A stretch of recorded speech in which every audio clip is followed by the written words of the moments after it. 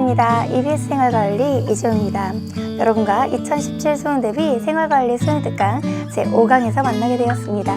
이번 강은요, 윤리문제에 대한 다양한 접근 세 번째 시간입니다. 이번 강에서 여러분들이 배우는 내용은요, 1강에서부터 배워왔던 윤리학의 분류 중, 규범윤리학 중 이론규범윤리의 내용들에 대해서 배우고 있고요. 대표적인 의무론적 접근의 칸트와 자연법 사상 만나봤고요. 공리주의적 접근의 벤담의 양적 공리주의와 누구의 질적 공리주의, 밀의 질적 공리주의를 만나봤습니다. 우리는 칸트에서는 정언명령의 형식도 만나봤고요. 어떤 것이 도덕적 행위인가에 대한 칸트의 의견도 들어봤습니다. 칸트가 선의지라는 용어를 강조한 것도 알겠어요. 그리고 공리주의가 최대다수의 최대 행복이라는 유용성의 원리를 기준으로 도덕과 입법의 원리를 만들고 그 최대다수의 최대 행복을 주기 위해서 쾌락의 비교 기준을 벤담은 어떻게 제시하고 밀은 쾌락의 전문가를 어떻게 도입하여서 어떤 쾌락을 더 선호했는지 더 만나보았습니다. 이제 우리는 그런 고전공리주의의 논쟁에 더불어 현대공리주의에 와서 일어난 논쟁들도 만나볼 겁니다. 행위공리주의와 규칙공리주의, 심화까지 적고서 끝났잖아요. 거기에 이어지는 내용입니다. 자, 여러분 필기노트 준비하셨죠? 펜 준비하셨죠? 그리고 지난번에 적었던 내용에서 이어지는 내용을 보도록 하겠습니다.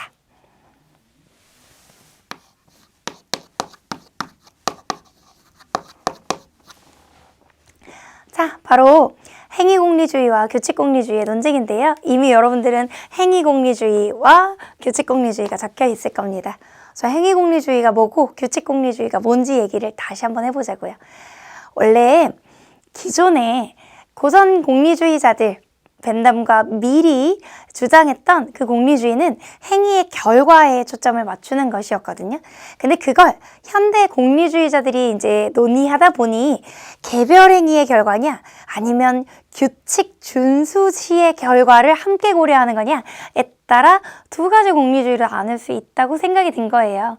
이제 현대에 들어와서 논의하게 된 공리주의 논쟁이에요. 여러분들한테 적혀 있는 거 그대로 이어서 자, 우선 행위공리주의를 얘기해 볼게요.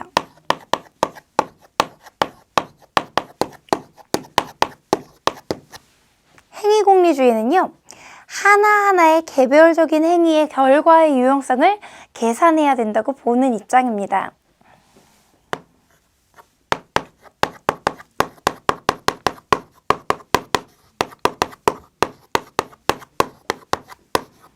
개별 행위의 결과를 계산해야 된다. 하나하나의 행위를 할 때마다 그 행위로 인한 결과, 쾌락을 증진시키는지 고통을 감소시키는지를 다 계산해야 된다고 보는 거예요. 그런데 이렇게 개별 행위의 결과를 계산해야 된다고 보는 행위공리주의의 입장에서는 계산이 번거롭고 그때그때 신속하게 계산을 해야 된다는 단점이 있어요. 계산이 복잡하고 어렵다. 이런 비판이 있습니다. 왜요? 행위를 할 때마다 그때그때 신속한 계산이 들어가야 되기 때문이죠. 계산이 번거롭고 계산이 어렵다. 이런 단점이 있고요. 하나하나의 행위는 여러분 한번 생각해 보세요. 도둑질을 통해 여러분들이 만약에 100만 원을 가지게 됐어요. 그리고 들키지 않았다고 칩시다. 그럼 그 도둑질 행위가 여러분에게 100만 원이라는 이익을 가져다 줬으니 그게 옳은 게 되나요? 그럼 우리가 원래 알고 있었던 도둑질하지 말라라는 우리 어떤 도덕 상식에 또는 저기 그 앞강에서 배웠던 도덕적 직관에 부합하지 않는 결론이 나오는 건 아닌가요? 따라서 행위공리주의의 문제점은요, 우리가 알고 있었던 도덕적 상식, 우리가 이미 평가에서 적었던 내용이에요. 도덕적 상식 또는 도덕적 직관에 위배되는 결과가 나올 수 있다는 거죠. 오히려 거짓말하지 말라가 아니라 거짓말을 통해 이익이 되면 거짓말해라 가 되고, 사람을 죽이지 말라가 아니라 사람을 죽여서 더 많은 사람을 구할 수 있다면 죽여라, 이런 식으로 나올 수 있으니 이것이 행위공리주의의 문제점이에요. 따라서 새롭게 등장한 공리주의 주장은요, 규칙공리주의라는 주장입니다. 현대 공리주의에서 등장한 것인데요.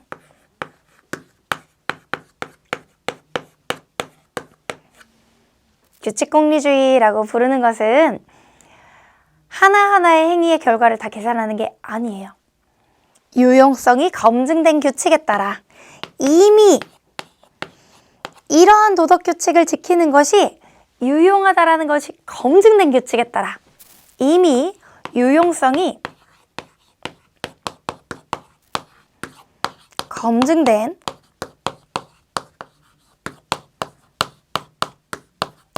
규칙에 따라 그것을 지키는 것이 옳다, 이렇게 보는 입장이에요.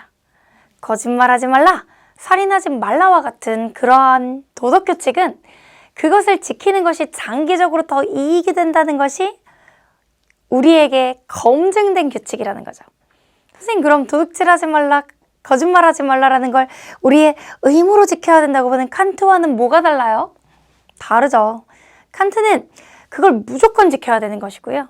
결과를 고려하지 않고 무조건 지키는 게 칸트라면, 규칙공리주의는요, 이 규칙을 지키는 것이 결과적으로 유용하다라는 것이 검증됐기 때문입니다.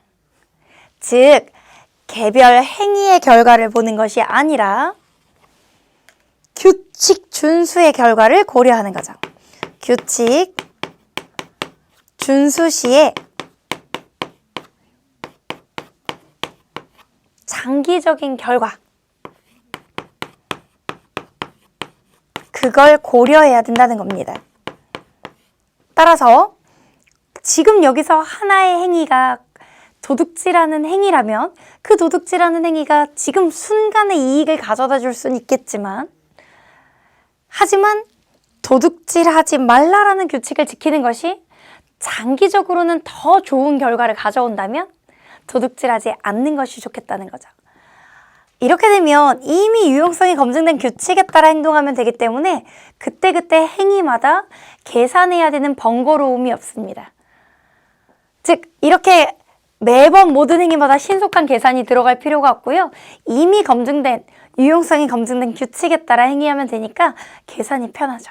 계산할 필요가 없는, 계산이 이미 남들이 해놓은 걸 따르기만 하면 됩니다. 그리고 왠지 이것이 우리가 알고 있는 도덕적인 상식, 도덕적인 직관에 더 부합하죠. 거짓말하지 않는 것이 더 장기적으로 이익이 되니까 거짓말하지 않는다라는 쪽으로 나갈 수 있으니까요. 따라서 도덕적, 여기는 직관이라고 적었는데 여기는 상식이라고 적을게요. 도덕적 상식에 더 부합하는 결과가 나오게 됩니다. 이것이 이제 현대에 와서 논의된 규칙 공리주의에 대한 접근입니다. 결국 개별 행위의 결과를 볼 거냐, 아니면 규칙 준수 시의 결과를 볼 거냐, 둘 다 결과를 고려한다는 점에서는 똑같은데, 다만 하나하나의 행위를 다 계산해야 되는 행위 공리주의와 달리 이미 유용성이 검증된 것에 따르면 된다고 보는 규칙 공리주의가 계산은 더 용이하고 우리가 알고 있는 도덕 상식과 더 비슷하다, 이런 결론 내릴 수 있습니다. 자, 이제 공리주의적 접근도 만나봤고요. 덕윤리 얘기를 좀 해보겠습니다.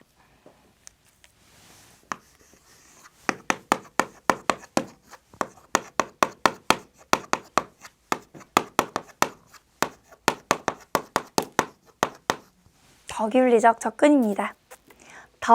덕스럽다? 뭔가 몸에 도덕성이 배어있는 것 같은 품성이 바른 사람을 뜻하는 느낌이라고 생각하시면 좋겠는데요. 덕윤리라는 것은 행위자의 품성에 초점을 맞추고 그 사람이 어떤 덕목들을 체화하고 있는지에 초점을 맞추는 겁니다. 고대 덕윤리학자인 아리스토텔레스와 현대 덕윤리학자들의 주장을 한번 비교하면서 만나볼 텐데요. 고대 덕윤리 아리스토텔레스 얘기를 만나볼게요.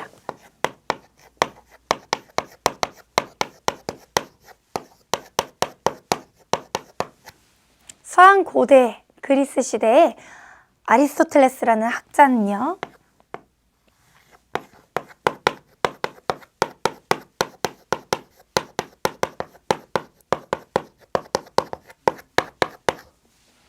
두 가지 덕을 얘기합니다. 교육을 통해 알게 되는 지성적 덕과 습관화와 반복을 통해 알게 되는 품성적 덕으로 나눠요. 자, 아리스토텔레스는요, 뭐라고 얘기하냐면 두 가지의 덕이 종류가 있다고 생각합니다. 아는 것과 관련된 게 있고요. 우리의 의지와 관련된 덕이 있답니다. 두 가지 덕.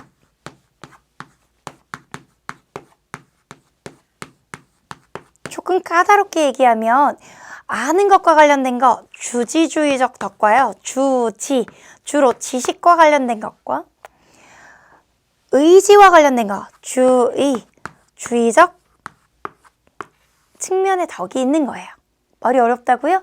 지식을 주로 논하는 것과 의지에 대해서 주로 논하는 것으로 두 가지를 나눌 수 있습니다.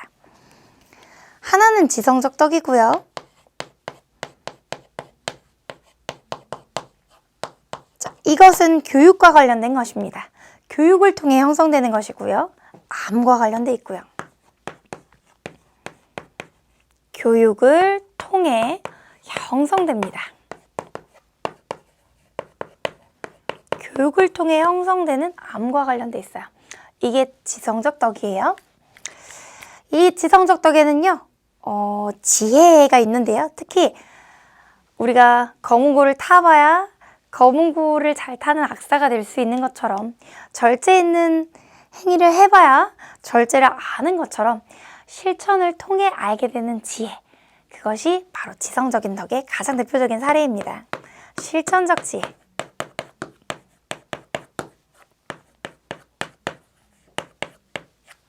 와 같은 것들이 지성적인 덕이죠. 지혜에 초점이 있는 거예요. 지혜. 지성적 덕.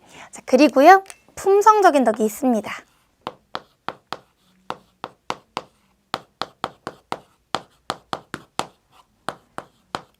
내용이 막 쏟아지죠. 선생님 생활관리 쉬운 줄 알고 선택하려고 그랬는데 왜 이렇게 어려워요?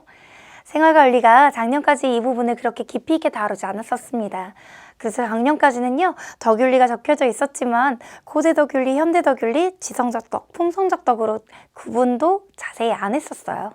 하지만 생활관리가 양이 너무 적다 보니 난이도에 있어서 너무 예측이 어려웠던 단점이 있었고요. 그 단점을 보완하기 위해서 개정 교육과정에서는 이론규범윤리의 내용을 강화하고 있습니다. 그것이 우리에게는 더 좋은 요소예요. 왜냐하면 어떤 것이 나올지를 오히려 예측하고 보는 게 공부할 때는 힘들더라도 훨씬 더 문제 풀 땐 좋을 수 있거든요. 또 하나 기본적으로 이것이 지금 여러분들이 배우는 생활관리의 가장 중요한 비중을 차지하는 응용규범윤리가 아니라 그 응용규범윤리의 토대를 쌓기 위한 이론적인 단계인 이론규범윤리 내용이에요. 이 어려운 이론규범윤리 내용이 끝나고 나면 쉬운 응용규범윤리 내용들이 이어질 겁니다. 그러니 너무 걱정하지 마세요. 자, 품성적 덕은요. 반복과 습관화를 통해 형성됩니다.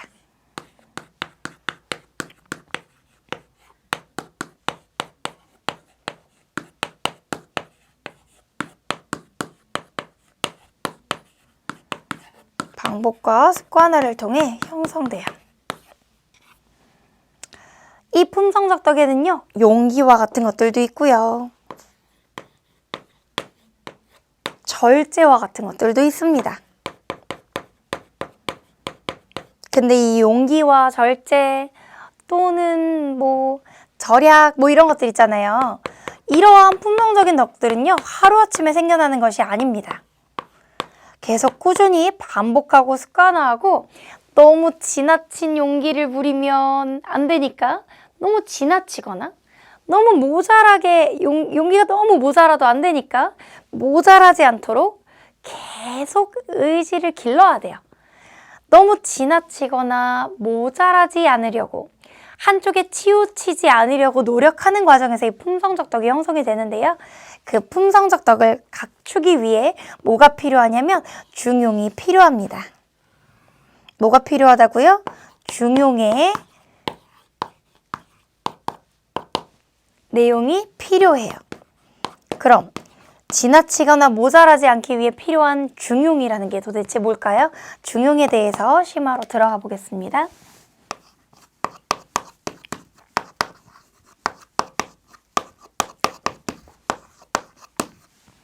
중용이라 하는 것은요. 한쪽에 치우치지 않는 것입니다.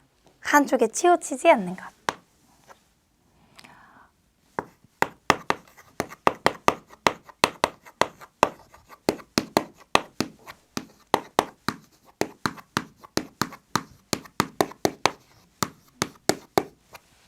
과하거나 모자라지 않는 거예요. 과잉의 악덕에 흘러도 안 되고요. 부족의 악덕으로 흘러도 안 됩니다. 따라서 한쪽에 치우치지 않는 거, 지나침과 모자람의 중간.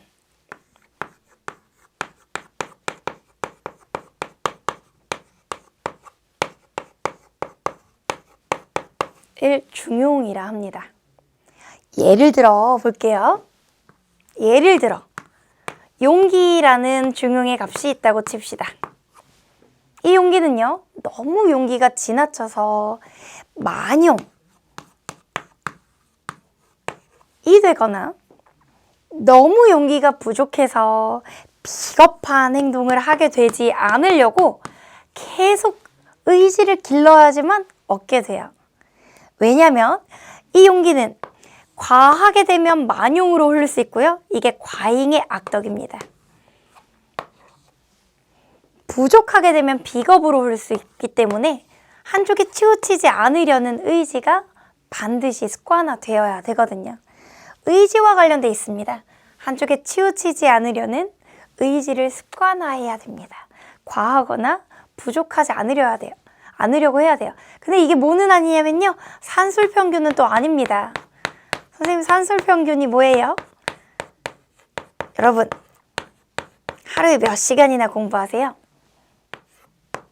하루에 빵 시간을 공부하면 너무 적게 공부하는 것 같고, 하루에 1시간도 안 되고 24시간을 공부하면 너무 많이 공부하는 것 같으니까 정중앙 12시간을 공부하자. 이게 산술평균이 아니에요.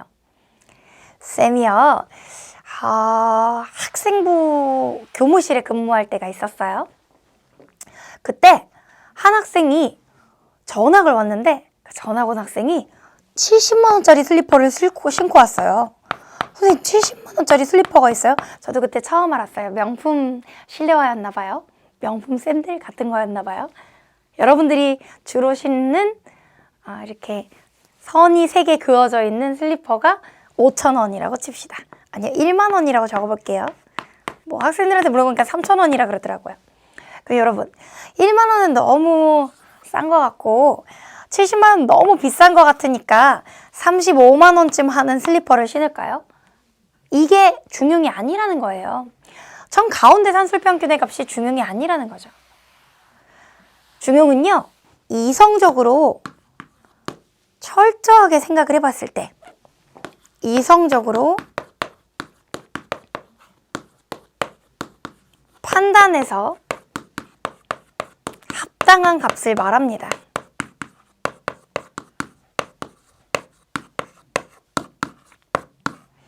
체력 상황에 따라 공부하는 시간과 경제적 상황에 따라 슬리퍼의 가격이 이성적으로 가장 합당한 값이 따로 있겠네요. 너무 과하거나 모자라지 않으려는 의지를 습관화하는 과정에서 얻어지게 됩니다. 하지만 모든 행동에 중용이 있는 건 아닙니다. 제가 만약 오늘 처음으로 도둑질을 개시한 도둑이라고 칩시다. 그럴 리는 없겠지만요. 제가 오늘 첫날인데, 신장 개업을 하는 날인데 10,000원을 훔칠까 1억 원을 훔칠까 하다가 5천만 원을 훔치기로 했다고 쳐봅시다. 이게 중용일까요? 아니요. 악한 행동이나 악한 감정에는 중용의 값이 존재하지 않을 수도 있습니다. 악한 행동이요, 악한 행동이나 악한 감정에는 파렴치함 이런 거 있잖아요. 악한 행동이나 악한 감정에는 중용의 값이 존재하지 않습니다. 네, 이런 것이 중용에 대해서 지금까지 아리스토텔레스가 시험 범위로 오랫동안 있었던 윤사에서 많이 물어봤던 내용이에요. 그게 지금 우리 생윤에서도 중요한 내용으로 들어온 내용이죠. 지금 중용에 대해서는 깊이 설명했어요. 이 아리스토텔레스는요, 특히 이렇게 지성적 덕과 품성적 덕을 잘 갖춘, 잘 알고 그걸 반복해서 습관화한 사람이 공동체에 잘 어울리는 사람이라고 보았습니다. 아리스토텔레스는 동그라미 3번, 공동체에 조화되는 인간을 강조해요.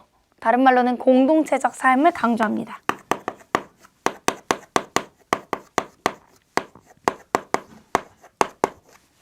여러분, 인간은 정치적 동물이다 라는 말 들어봤죠? 아리스토텔레스의 책에서는 인간은 정치적 동물이라는 점을 강조하고 있습니다. 인간은 사회적 동물이다. 호모 폴리티쿠스, 이건 라틴어고요. 준 폴리티콘, 원래 그리스어로 인간은 정치적 동물이다 라고 말하는데 아리스토텔레스의 책 안에 그런 내용들이 강조되고 있어요. 올바른 품성과 덕성을 가진 사람이 공동체에 잘 조화돼 살아갈 수 있다는 거죠. 이 고대의 덕윤리가 현대에 와서 다음과 같이 전개가 됩니다.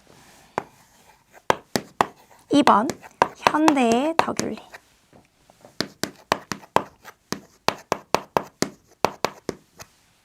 우선 현대 덕윤리의 가장 대표적인 학자들은요, 맥킨타이어 또는 마이클 샌델 교수님이 있습니다. 마이클 샌델 교수님이요? 제가 사인받았다는 그 교수님이요. 하버드대학교 철학과 교수님이요. 정의란 무엇인가? 라는 책으로 유명한 선생님이요. 돈으로 살 수 없는 것들이라는 저서를 남기기도 하시죠. 현대덕윤리학자들은요, 가장 대표적으로 마이클 샌델이나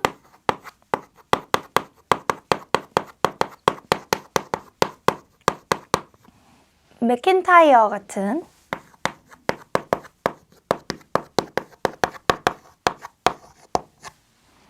학자들이 대표적입니다.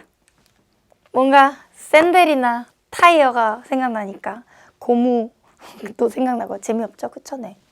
어쨌든 마이클 샌델과 맥킨타이어 라는 학자는요, 고대의 덕윤리에 주목합니다. 왜냐하면 현대 철학자들인 이들이 보기에는 근대의 칸트나 공리주의 같은 원칙 윤리들이 뭔가 소홀히 하고 있는 게 있는 거예요. 근데 원칙 윤리를 비판하면서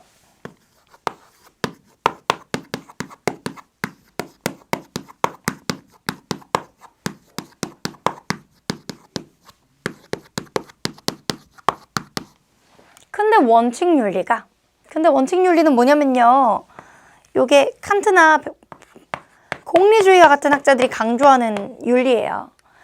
칸트나 공리주의 같은 학자들이 강조한 윤리, 그 원칙 윤리가 지나치게 행위 그 자체나 행위의 결과와 같은 행위에 초점을 맞췄다는 거죠.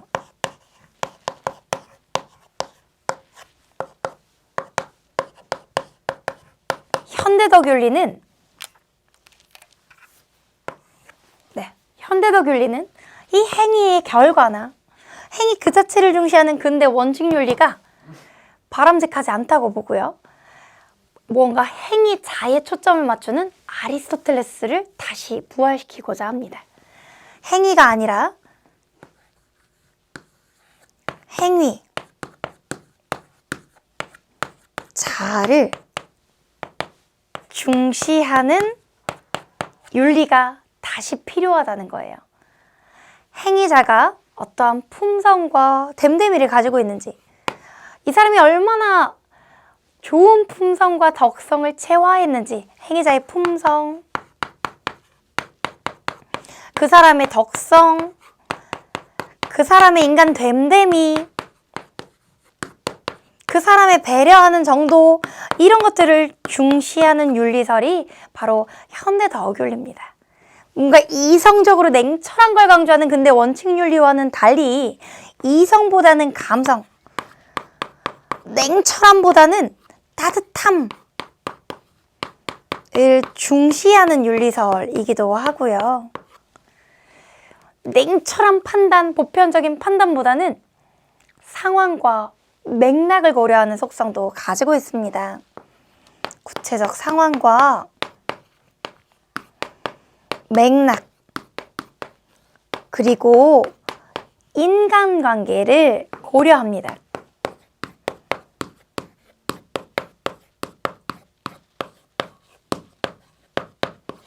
현대적 윤리는요, 기본적으로 마이클 샌델과 맥킨타이어라는 역시 공동체를 중시하는 공동체주의자들로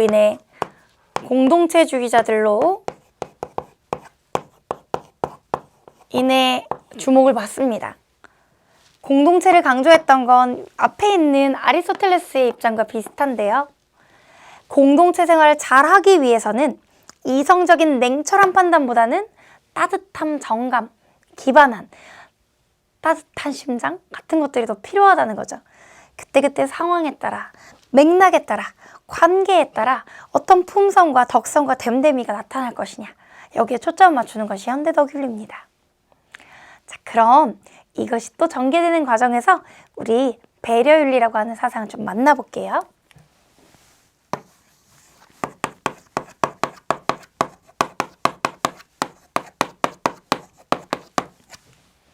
배려윤리는요, 여성의 도덕적 특성에 초점을 맞추는 윤리설입니다.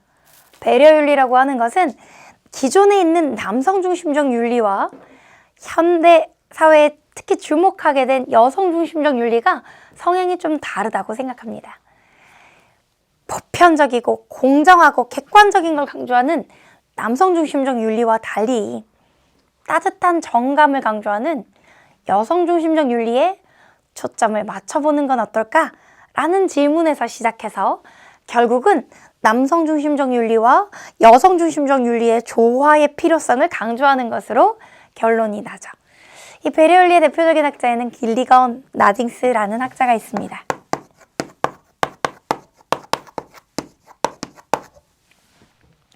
길리건이라는 학자는요, 다음과 같은 책을 써요. 다른 목소리로.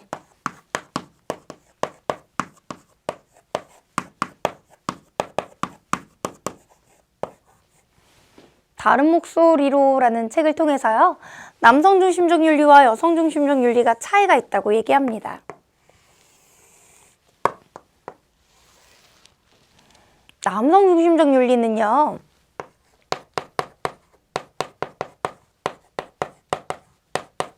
정의를 강조한답니다.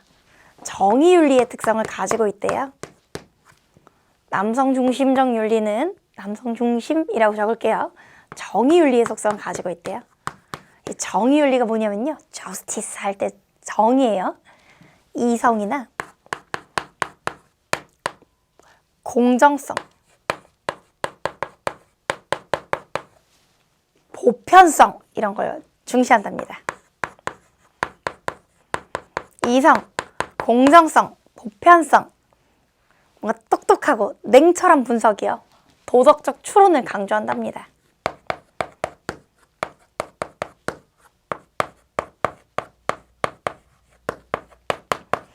도덕적인 추론, 판단 이런 걸 강조한대요.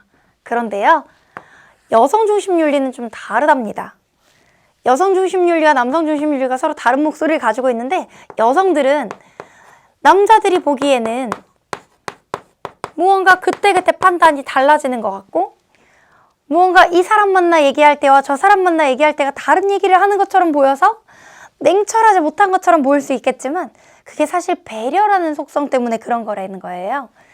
여성 중심 윤리는 배려 윤리랍니다.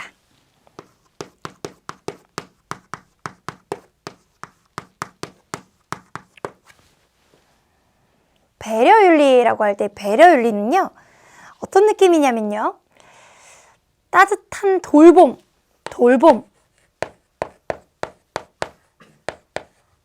정감, 관계 이런 걸 중시한대요. 인간관계에서 어떠한 따뜻한 돌봄의 정서가 있는지, 어떤 따뜻한 감정이 있는지, 배려가 있는지 이런 것들에 초점을 맞춘답니다. 따라서 그 상황과 맥락을 고려해서 현대 덕윤리랑 비슷하죠? 상황과 맥락을 고려해서 인간관계를 고려해서 판단이 이랬다가 저랬다가 하는 특성이 있을 수도 있다는 거예요. 왜요? 여성들이 더 중시하는 건 배려이기 때문입니다. 냉철한 판단보다는 그때그때 관계에서 우러나오는 배려에 초점 맞춘다는 거죠. 길리건은 결론적으로는 남성 중심 윤리와 여성 중심 윤리가 좀 다르다 하더라도 결국은 두 윤리는 조화를 이루어야 된다고 얘기하는 학자입니다. 조화의 필요성을 얘기한 학자죠. 그 길리건과 비슷하게 여성의 배려에 초점을 맞춘 학자가 나딩스라는 학자입니다. 나딩스라는 학자는요, 이 배려라는 것이 가진 속성에 주목합니다. 배려의 가장 기본적인 형태는 부모가 자녀를 배려하는 자연적인 배려래요. 모성애에서 우러나오는 그 자연적 배려가 무엇의 원형이 되냐면 우리가 알고 있는 윤리적인 배려의 원형이 된답니다.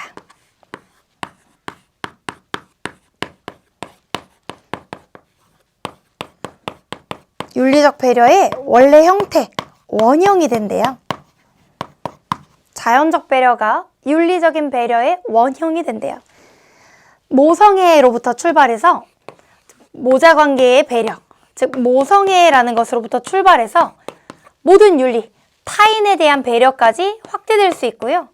그 배려는 더 나아가면 자연 전체, 생태계에 대한 배려까지, 자연 전체에 대한 배려까지도 확대될 수 있답니다. 결국 가장 자연적인 배려인 모성애와 관련된 배려라는 것이 전체 윤리의 가장 기본적인 원형과 출발점이 될 수 있다는 거죠. 여성이 가진 배려라는 속성이 결국 윤리의 진짜 형태가 될 수 있다라고 보는 나딩스의 주장도 흥미롭습니다. 자, 이 배려윤리와 현대 덕윤리는 둘 다 관계와 맥락을 강조한다는 점에서 공통점을 많이 가지고 있습니다. 마치 근대 원칙윤리가 남성중심적 느낌이라면 현대 덕윤리가 배려윤리적 속성과 닮아있는 측면도 있다고 하겠습니다. 자, 그럼 배려윤리까지 만나보셨으니까 우리는 책임윤리와 담론윤리 얘기를 칠판 저쪽에 가서 다시 칠판 정리하고 만나볼 예정입니다. 여러분 내용이 좀 많겠지만 너무 긴장하지 마시고요. 선생님이 여러 번 반복해 줄 거예요. 우리 또 이 내용들 문제로도 만나볼 거잖아요. 자, 그럼 칠판 정리하고 저쪽에서 우리 책임윤리 얘기를 해봅시다.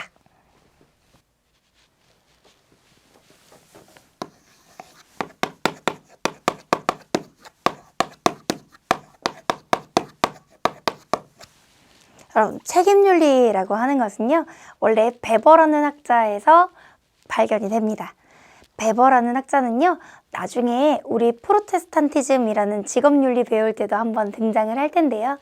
베버는 직업윤리의 유형을 둘로 구분을 합니다. 자, 베버라는 학자 먼저 소개해 볼게요.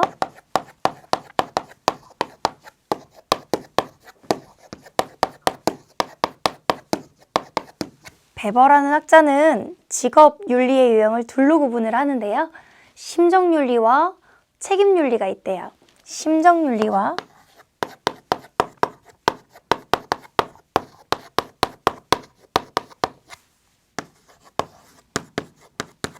책임윤리가 있답니다. 심정윤리라고 하는 것은요, 선한 의도를 가지고 한 행위라면 의도가 선했다면 결과는 좋아야 되는데 만약 결과가 안 좋다면 그건 그 선한 의도를 가지고 행동한 사람의 책임이 아니라 이 세계에 있거나 타인에게 책임이 있다는 거예요. 의도가 좋았다면 그 결과는 그 사람의 책임이 아니라는 거죠. 즉, 심정윤리는요, 좋은 심정을 가지고 한 행위라면, 즉 선한 의도가 있었다면 된다. 그 선한 의도를 중시해서 의도가 좋았는데 결과가 안 좋았다? 그럼 나의 책임이 아니라는 거예요. 그건 타인의 책임이거나 세계의 책임이라는 거죠. 여러분들이 만약 어머니 아버지께 잘 보이고 싶어서 집에서 설거지를 하고 있었어요. 좋은 의도로 시작을 했거든요. 근데 그릇이 다 와장창 깨졌어요. 그건 여러분의 책임이 아니라는 거예요. 왜냐면 그건 그 깨지게 된 세계에 있기 때문에. 그러니까 책임질 필요가 없다라는 느낌이 심정윤리라면 책임윤리는 그렇지 않아요. 아무리 좋은 의도였어도, 아무리 심정적으로 아무 문제가 없어도 그 행위로 인해 예상되는 결과에 대해서는 책임을 져야 된다는 겁니다.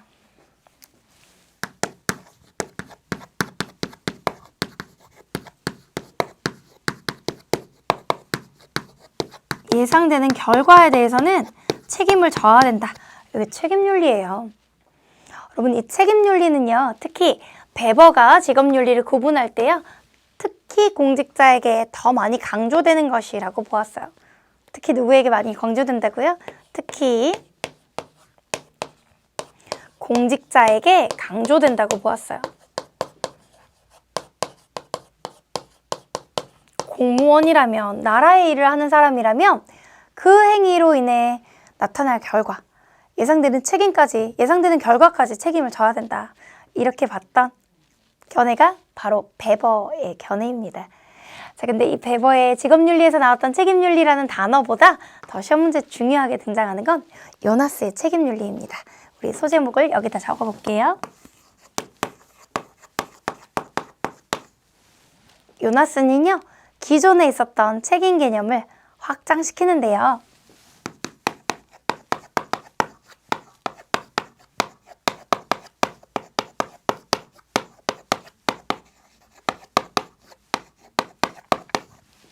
기존에 있었던 책임 개념을 확장시키는데요. 기존에는 내가 뭘 잘못해서 그것에 대해서 과거에 내가 원인을 제공했으니까 그 결과를 책임진다. 이런 책임이 일반적인 책임에 대한 개념이었다면 내가 뭘 잘못하지 않아도 아직 잘못한 게 아니라 하더라도 미래에 대해서 반드시 의무로서 져야 되는 책임이 있다. 이런 얘기를 한 게 요나스의 주장입니다. 요나스는요, 과거적인 책임,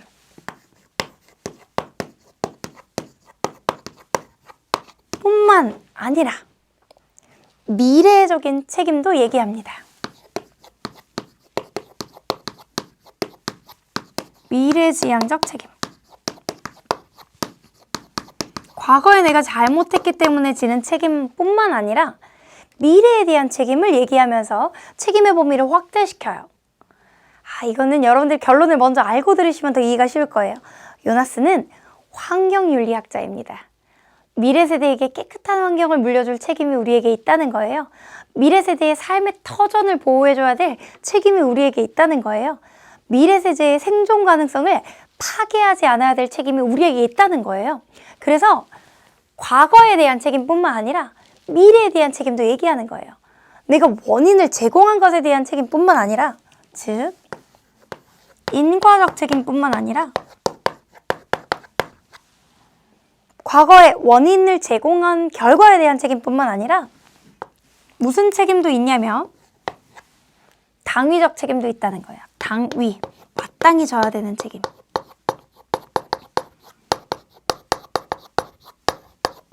내가 원인 제공 안 했어도 미래 세대를 위해 마땅히 져야 되는 책임, 그런 게 있다는 거예요. 동료 인간만 책임져야 되는 게 아니라 지금 책임 개념이 다 확장되고 있는 거예요. 동료 인간에 대한 책임뿐만 아니라 어떤 책임도 있다는 거냐면 자연 자체에 대한 책임도 있다는 거예요.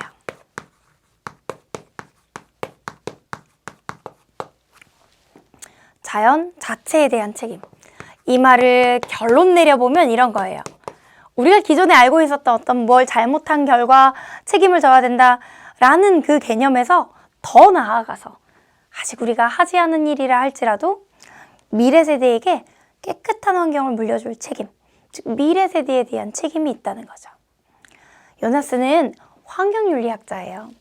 요나스를 좀 정리해보면요.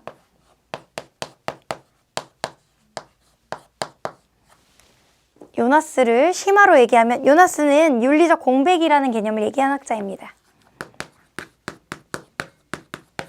이거 우리 만난 적 있어요. 무슨 기술의 발달 속도를, 과학기술의 발달 속도를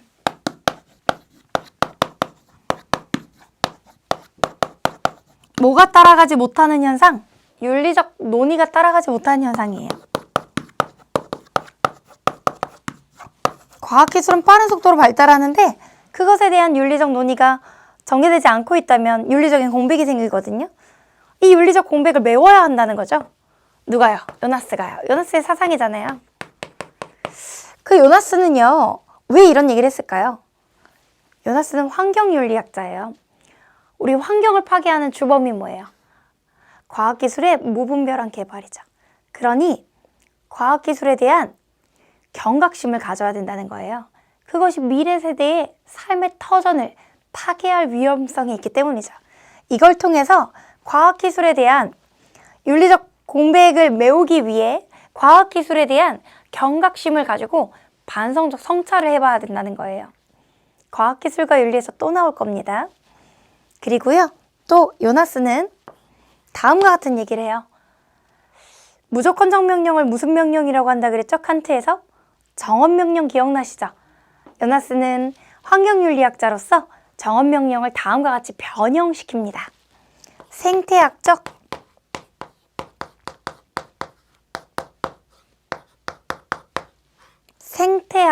정언명령으로요. 우리가 반드시 지켜야 되는, 마땅히 지켜야 되는 무조건적 명령이 있는데 생태계와 관련된 거래요. 바로 이겁니다. 칸트가 내 의지의 경륜이 보편적 입법의 원리가 되도록 하라 라고 한 것처럼 너는 언제 어디서나 타인에게 있어서나 자신에게 있어서나 인격을 수단으로 대하지 말고 목적으로 대우하라고 칸트가 말한 것처럼 요나스도 다음과 같이 얘기합니다. 너의 행위의 결과가 지구상의 인류의 진정한 지속과 부합하도록 행위하라. 다른 말로 하면 너의 행위가 지구상의 미래 세대의 인류의 지속 가능성에 파괴적이지 않도록 행위하라. 그들의 삶의 터전을 파괴하지 않도록 행위하라. 이거예요. 쉽게 말해볼까요? 너의 행위의 결과가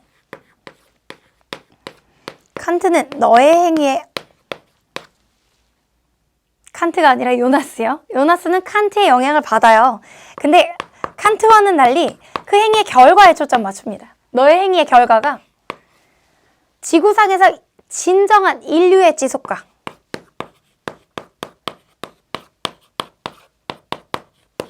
부합하도록 행위하래요. 너의 행위의 결과가 지구상에서 인류의 지속과 부합하도록 행위하래요.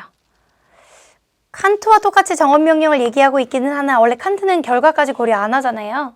근데 요나스는 너의 행위의 결과가 미래 세대에게 어떤 영향을 미치는지, 그들에게 파괴적이지는 않은지 꼭 확인하라고 얘기합니다. 자, 요나스의 책임윤리도 좀 안 나봤어요. 담론윤리를 마지막으로 정리할게요.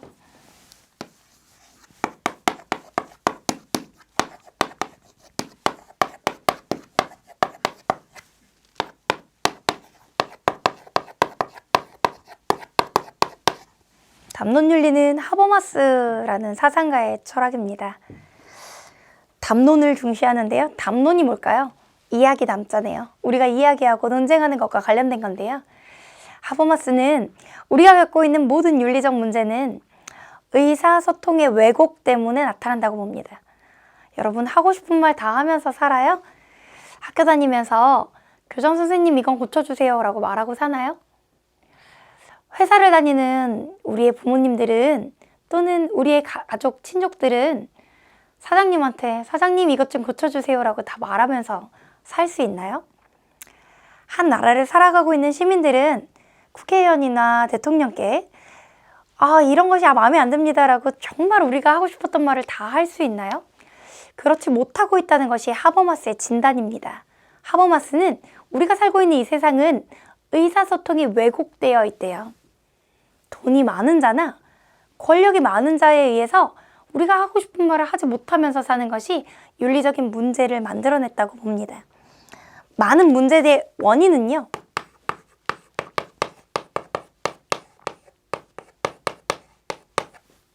의사소통의 왜곡에 있다는 거예요.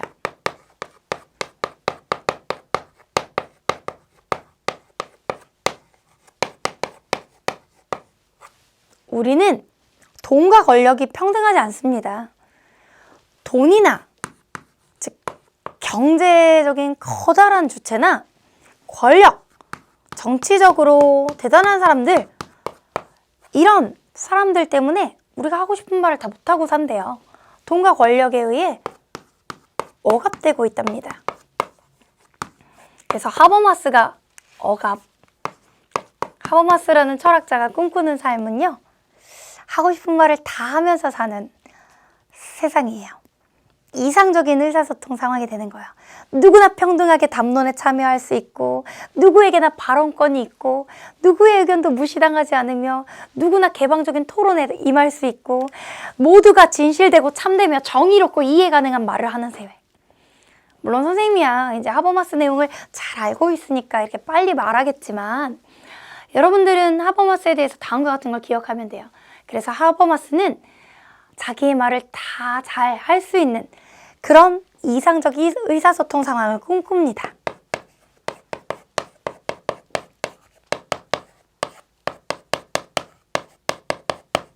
이상적 의사소통 상황을 꿈꿉니다.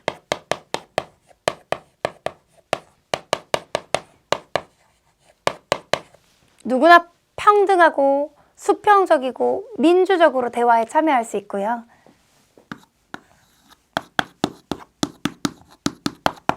수평적, 민주적 토론이 행해지고요. 대화에 참가한 모든 사람들에게 발언의 기회가 제공이 되고요. 비전문가라고 해서 배제하는 것도 아니고 권력이 없다고 해서 무시하지도 않습니다. 물론 이상적 의사소통 상황이죠. 모든 사람이 다 진실되고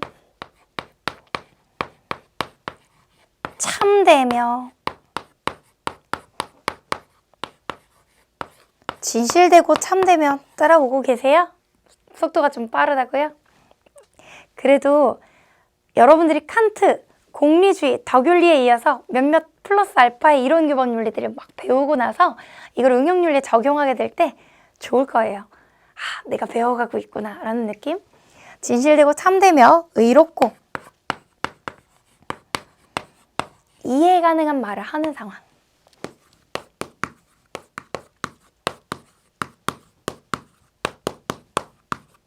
그런 상황에서 우리는 보편적 윤리 원칙을 도출할 수 있다는 거예요.